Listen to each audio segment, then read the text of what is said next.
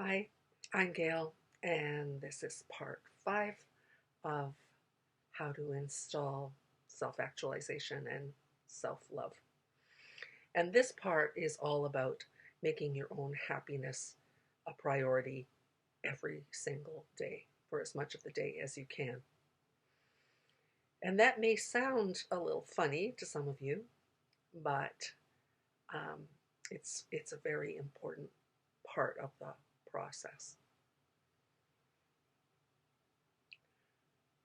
We will end up doing a whole other series, I think, on deliberate manifestation, so that um, so that it's very clear what the steps of deliberate manifestation are.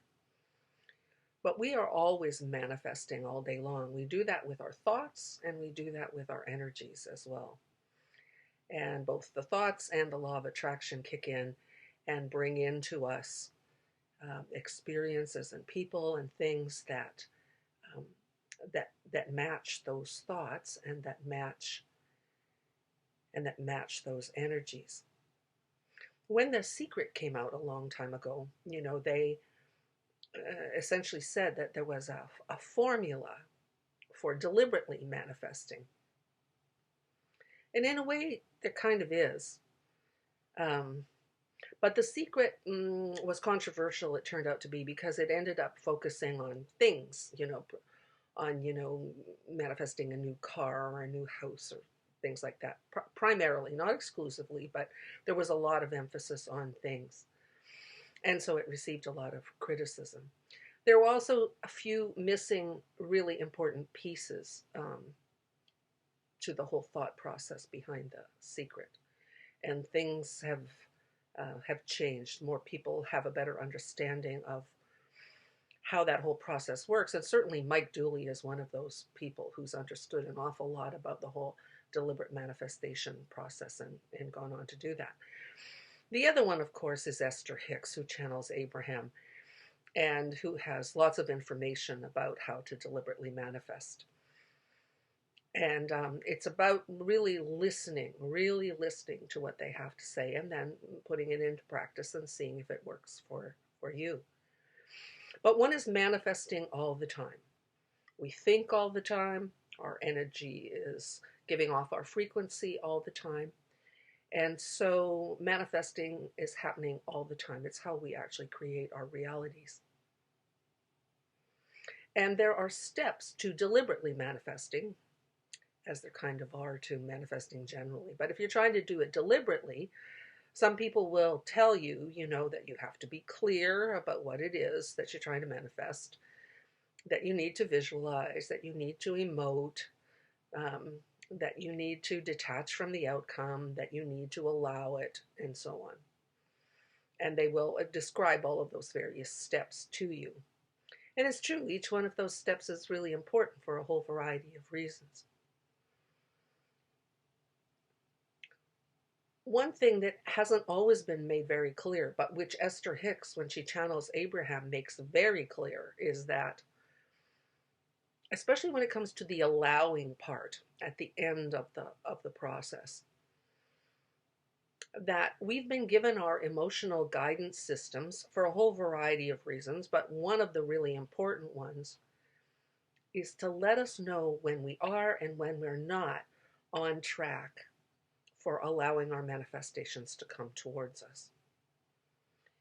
And what Abraham says through Esther Hicks is that if you have a love-based emotion, if you're happy, if you're content, yeah, if you're just relatively fine with what's going on, um, that's your emotional guidance system telling you that you are indeed allowing your manifestations to come towards you.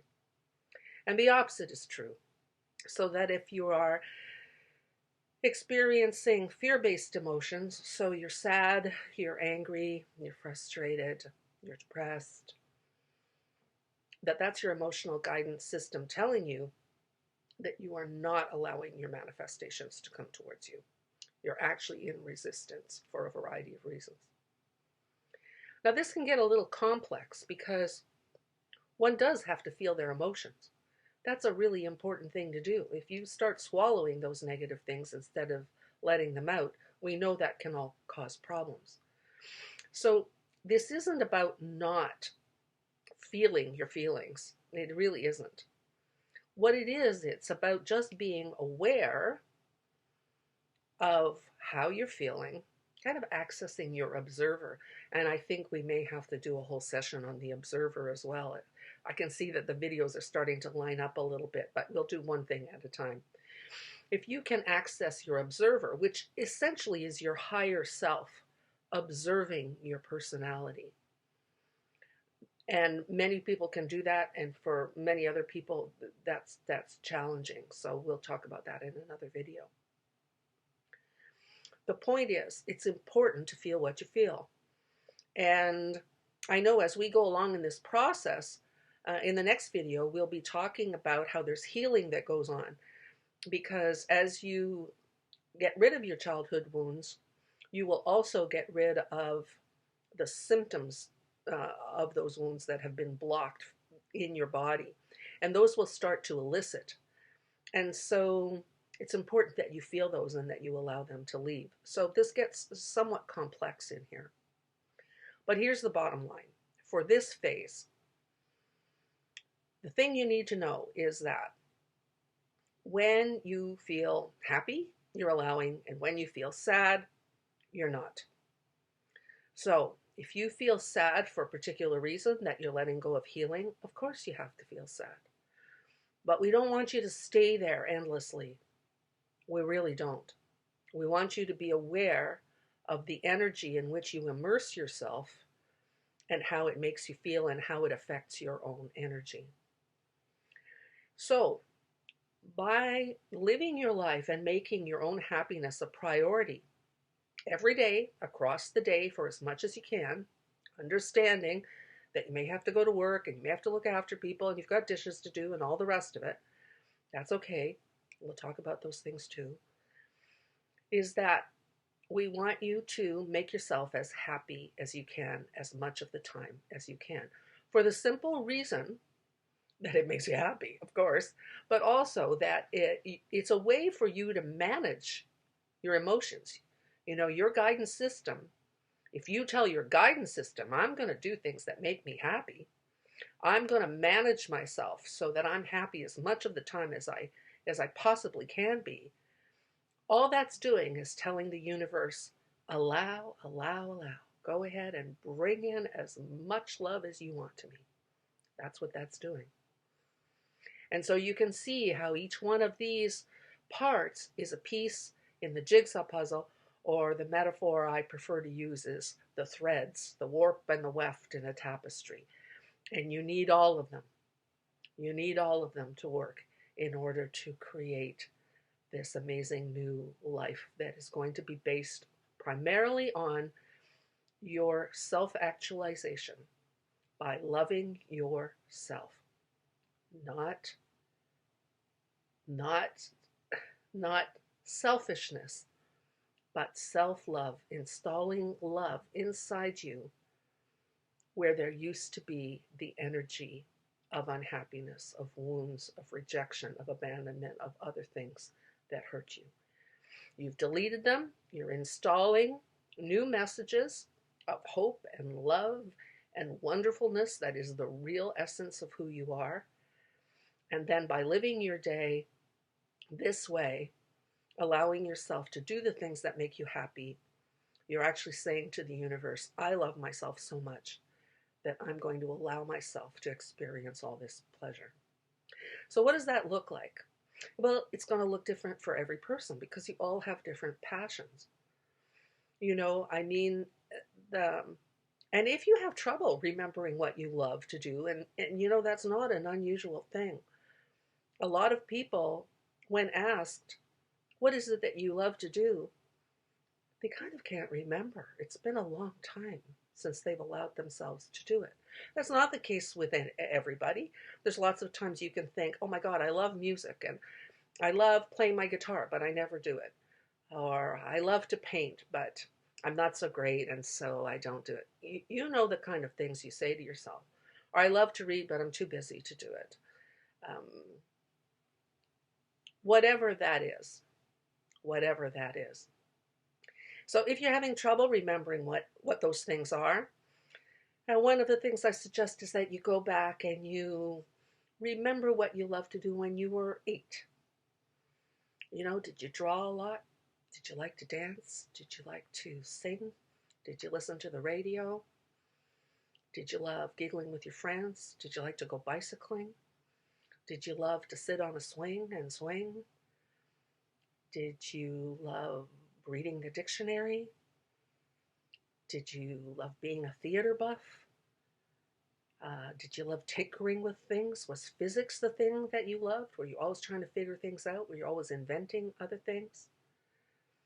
This is going to be different for each one of you. It's going to be your set of passions that you've had for a really long time. And they're kind of what made you you, you know, they're authentically the gifts. They're often the gifts that were given to you too, because you usually find that you're good at the things um, that you love, and vice versa. You love the things that you're good at, and you're good at the things that you love. Unless someone's told you otherwise, and we've already talked about that a bunch too. So I know I started down this road at the beginning of the pandemic, and I was actually living in my room in this very chair, and I was sitting alone in this chair for several months, and that's through a whole strange set of circumstances. I had a lot of time on my hands. I don't have to go out to work every day that way, you know, a regular 9 to 5 kind of job. I don't have that kind of job. So the day stretched before me. And I was watching news almost all day long. I put it on my computer, and it was kind of the wallpaper to my life was news. And you can imagine what that was like. I was obsessed with finding out what was going on in the world, particularly in American politics, even though I'm Canadian. And I had it on all the time, all the time. It was just there, always. So I knew that had to go. I knew that had to go. And um, and so that's one of the things that I had to eliminate. I love music, and I had stopped listening to it. I had to build that back in.